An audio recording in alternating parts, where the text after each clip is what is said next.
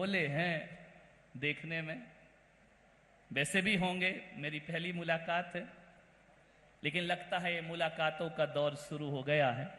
चलते रहेगा, चलते रहेगा। इस देश और धर्म की संस्कृति को बचाने के लिए संत आपस में मिलते रहेंगे।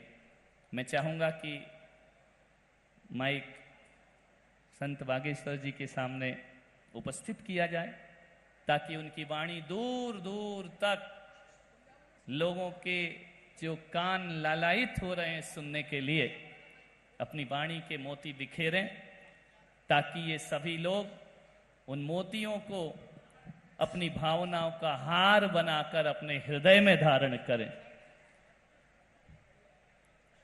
बाकी सब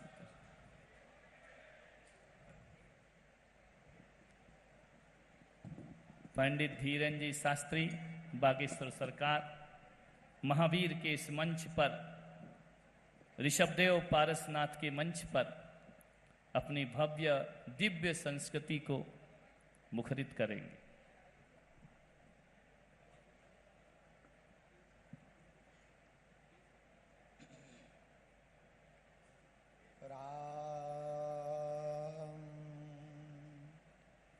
गजाननं भूतिगणाधिसेवितं कपित्थजम्बूफलचारुभक्षणम् उमासुतं शोकविनाशकारिकं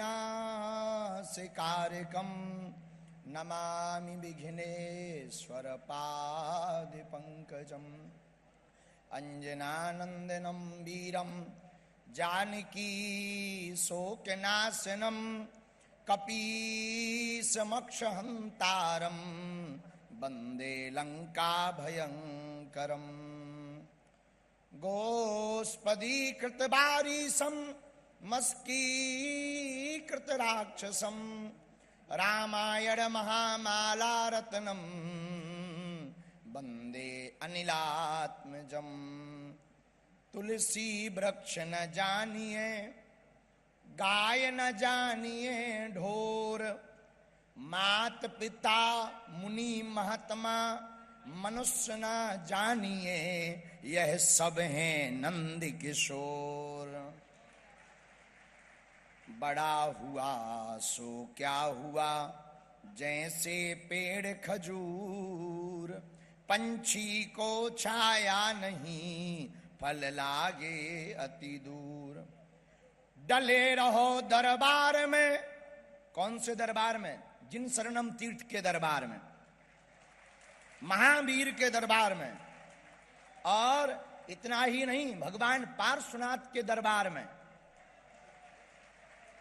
और भगवान श्री इन मुनियों के दरबार में, जिनके दरबार में आने से खाली झोली भर जाती है। तो डले रहो दरबार में, धक्का धनी के खाओ, और धक्का भर नहीं, धक्का मुक्का धनी के खाओ, एक दिन ऐसा आएगा तो मैं धनी हो जाओ। अच्छा, लेकिन धनी कौन सा?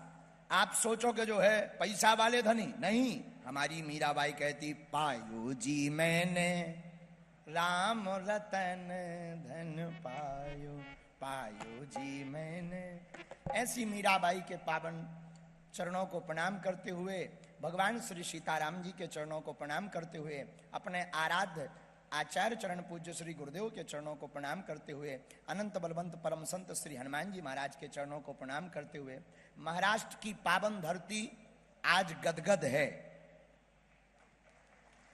गदगद इसलिए है कि महाराष्ट्र की धरती पर एक नया इतिहास लिखा गया, गढ़ा गया है, जहां जिन शरणम पावन तीर्थ की आज महामहोत्सव की झलकियां गगन भी देख रहे, दिगंबर भी देख रहे, श्वेतांबर भी देख रहे, पीतांबर भी देख रहे, नीलांबर भी देख रहे, और हमारे जैसे रक्तांबर भी देख रहे हैं।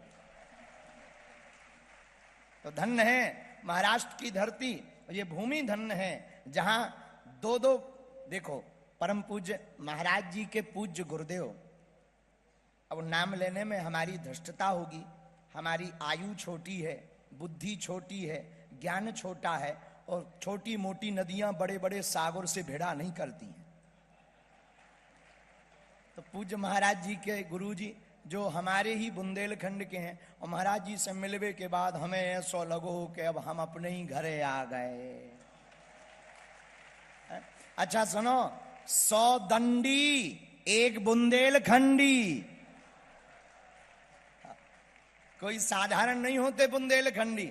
ऐसे पूज्य महाराज जी के महाराज जी आचार्य चरण पूज्य मुनि जी महाराज जी जो 1500 किलोमीटर की पैदल यात्रा करके हम सबको, आप सबको कृतार्थ करने के लिए अपने तपोबल से, सिद्ध बल से, ज्ञान बल से, बुद्धि बल से, विद्या बल से हम सबका कल्याण करने के लिए यहाँ पर अवतरित हुए, विराजमान हुए, पधारे हैं। ये हम लोगों का सौभाग्य नहीं, परम सौभाग्य है। अच्छा, एक आचार्य गद्दी तो लगी है बगल में, देखो गुरु और शिष्य 3-3 पीढ़ियां जहां बैठी हों, नीचे आप महाराज जी के, हम महाराज जी के कृपा पात्र, महाराज जी जिनके कृपा पात्र वो वहां विराजमान है। 3-3 गद्दियां एक साथ जहां लगी हों, 3-3 पीढ़ियां जहां एक साथ बैठी हों, समझ जाओ भूत भविष्य वर्तमान तीनों सुधर जाने वाला है। तो परम पूज्य आचार्य चरण श्री मुनि जी, श्री पुलक सागर जी महाराज जी के चरणों में भी नाक रगड़ कर प्रणाम करते, पूज्य महाराज जी के चरणों में भी नाक रगड़ कर प्रणाम करते।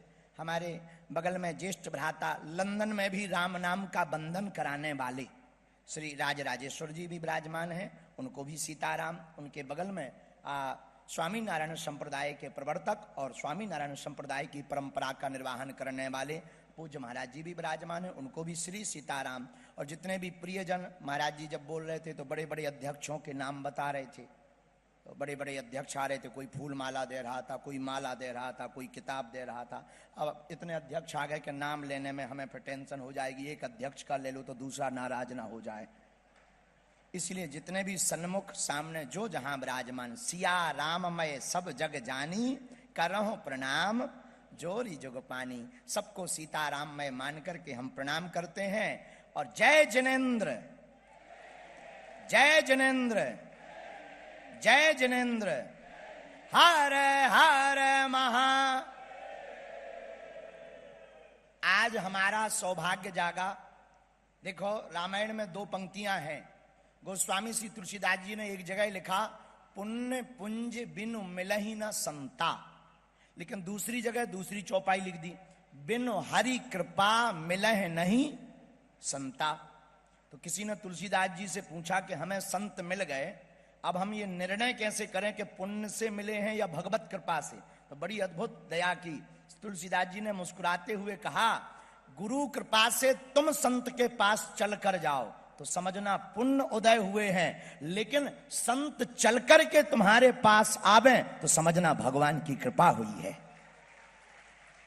तो पूज्य